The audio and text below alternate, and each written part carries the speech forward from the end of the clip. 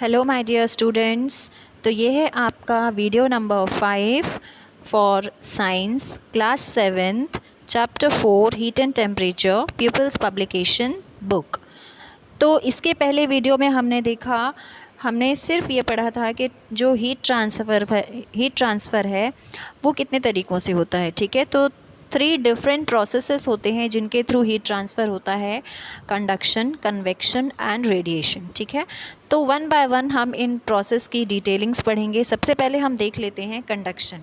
Okay, so conduction is the process of heat transfer through a medium और material without any movement in them.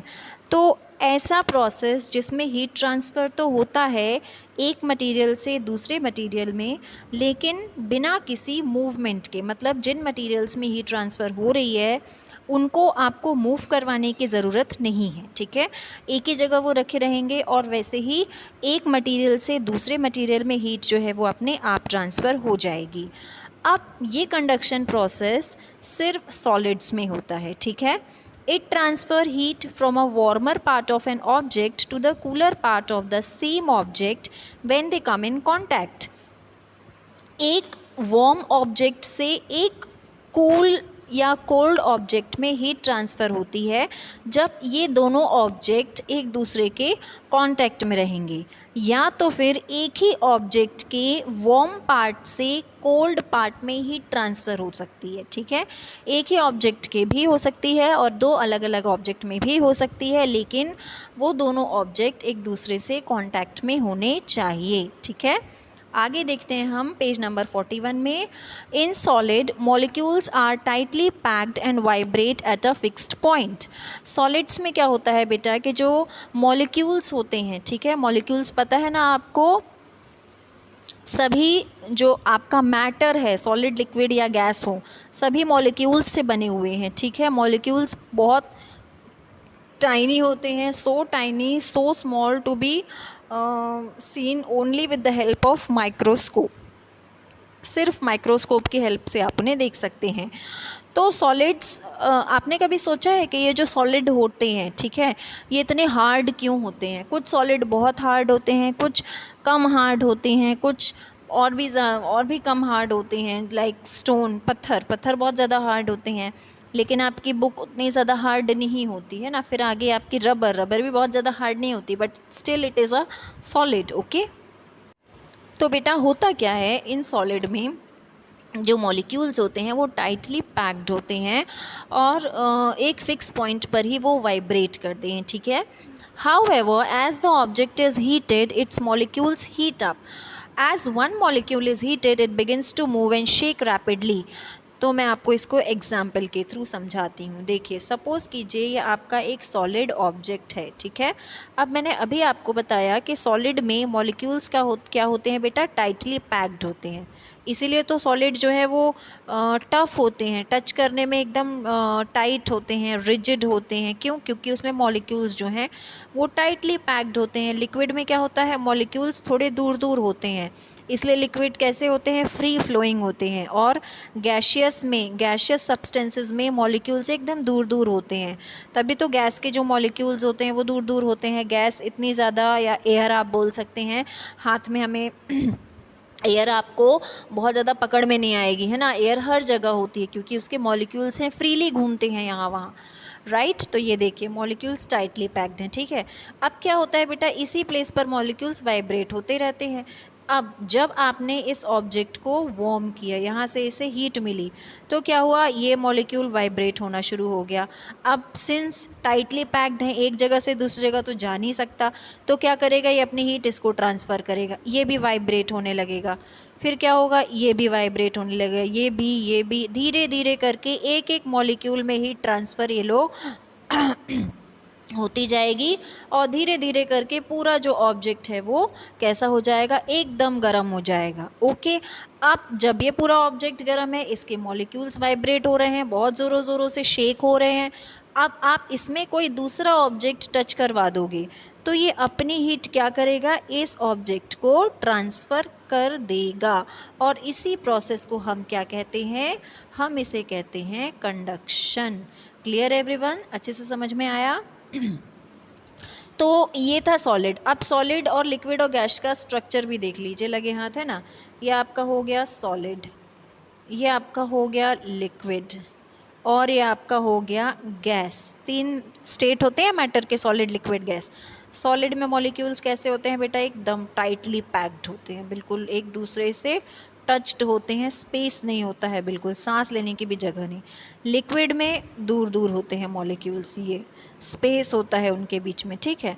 Gas में एक ऐसे बहुत दूर होते हैं, इसीलिए सॉलिड एकदम टाइट होते हैं, हार्ड होते हैं, लिक्विड फ्री फ्लोइंग होते हैं, ओके। और गैस जो होती हैं और भी ज़्यादा फ्री एंड फ्लो होती हैं। Clear everyone? तो आगे बढ़ते हैं बेटा, conditions necessary for conduction of heat. अब कंडक्शन प्रोसेस होने के लिए भी कंडीशंस ज़रूरी हैं, जैसे कि the 2 bodies should be in solid state, 2 body का सॉलिड स्टेट में होना ज़रूरी है, तभी कंडक्शन का प्रोसेस होगा। फिर जिन 2 बॉडी में आपको कंडक्शन प्रोसेस देखना है, तो वो दोनों बॉडी, दोनों मटेरियल एक दूसरे को टच होने चाहिए, टच में रहने चाहिए, ठीक है। तीसरी चीज़, एक बॉडी का टेम्परेचर हाई होना चाहिए और एक बॉडी का टेम्परेचर लो होना चाहिए, दोनों का टेम्परेचर जो है वो डिफरेंट होना चाहिए। क्लियर? अब यहाँ पर देखिए, बहुत अच्छा एग्जांपल दिया हुआ है, मैंने अभी आपको बताया था ना बेटा, कंडक्शन प्रोसेस जो है 2 डिफरेंट ऑब्जेक्ट में भी हो सकता है और एक ही ऑब्जेक्ट के डिफरेंट पार्ट में भी हो सकता है। तो यहाँ आप देखिए, आपको ये जो है आपको यूटेंसिल यहाँ दिख रहा है, ये गैस से गर्माहट हो रही है, ठीक है। अब ये तो जो पार्ट हैगा इस यूटेंसिल का गर्म हो गया, क्योंकि इसे डायरेक्ट हीट मिल रही है, इसके मॉलिक्यूल्स वाइब्रेट हो रहे हैं। अब ये मॉलिक्यूल्स वाइब्रेट होते हुए, या ये जो यूटेंसिल है, ये अपनी हीट किसको ट्रांसफ़र कर रहा है, इस हैंडल को ट्रांसफ़र कर रहा है। पहले ये गर्म होगा फिर ये गर्म होगा, है ना, पहले ये गर्म होगा फिर ये गर्म होगा, ऐसा तो नहीं होता है। तो ये होता है बेटा कंडक्शन प्रोसेस। अच्छे से आया समझ में आप लोगों को? अब यहाँ पर देखिए, यहाँ पर एक कुछ एक्टिविटी दी हुई है, गो थ्रू लिखा हुआ है, इसे आप लोग देख लीजिएगा। इस पर क्या करना है, इस पर आपको थर्मोमीटर लेना है और आपको टेम्परेचर मेजर करके यहाँ पर एक टेबल बनानी है। तो अगर आप लोगों के पास थर्मोमीटर है तो आप इस एक्टिविटी को करके इसको जो है ये एक्टिविटीज़ में फिल कर सकते हैं, ओके। 1 वर्ड दिए हुए हैं, सेल्फ क्वेश्चंस देखें क्या लिखा हुआ है। तो फर्स्ट क्वेश्चन है, a device use to measure temperature. आप लोग कमेंट बॉक्स में मुझे इसके आंसर्स लिखिएगा अपने नेम के साथ, ठीक है, मैं चेक करूँगी।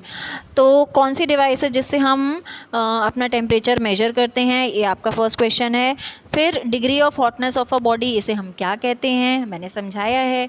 फिर a liquid which is good conductor of heat, ऐसा लिक्विड जो गुड कंडक्टर है हीट का, ये भी आपको बताना है मुझे कमेंट बॉक्स में लिख के।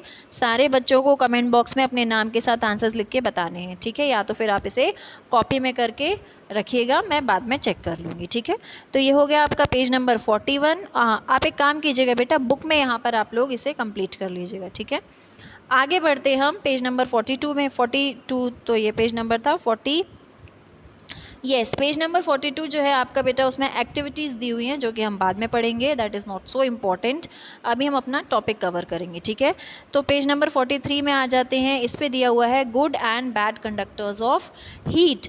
गुड कंडक्टर और बैड कंडक्टर जो है हीट के, वो कौन कौन से होते हैं, मतलब कहने का ये है कि वो मटीरियल जो अपने अंदर से हीट फ्लो होने देते हैं, उन्हें हम कहेंगे गुड कंडक्टर ऑफ हीट, ठीक है। जैसे कि आपके स्टील के बर्तन हो गए, आपका आयरन के बर्तन हो गए, आप उन्हें गर्म करते हैं तो वो गर्म हो जाते हैं, इसका मतलब क्या हुआ, वो हीट फ्रेंडली हैं, उन्होंने हीट को अपने अंदर फ्लो होने दिया, that means they are good conductor of heat. तो जितने भी मेटल्स होते हैं ना बेटा, जो मेटल होते हैं, नॉन मेटल, आपको पता है ना, आपके आसपास जो मटेरियल है उसे हमने मेटल और नॉन मेटल में डिवाइड किया गया है। मेटल कौन से होते हैं, मेटल वो होते हैं जो गुड कंडक्टर होते हैं हीट के, इलेक्ट्रिसिटी के जो वायर होते हैं, इसलिए मेटल्स के बने होते हैं। क्या प्लास्टिक के वायर देखें आपने कभी? आप प्लास्टिक प्रेस आयरन जो है वो प्लास्टिक का होता है, प्रेस करने वाला जो प्रेस होता है कपड़े, नहीं, क्योंकि प्रेस तो बैड कंडक्टर है हीट का, आप उसे गर्म करोगे तो वो पिघल जाएगा, ओके। तो ये मैं आपको नेक्स्ट वीडियो में और अच्छे से समझाऊंगी, ठीक है।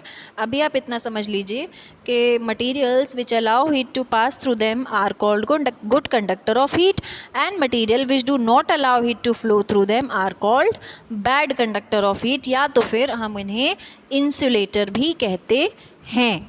Clear everyone.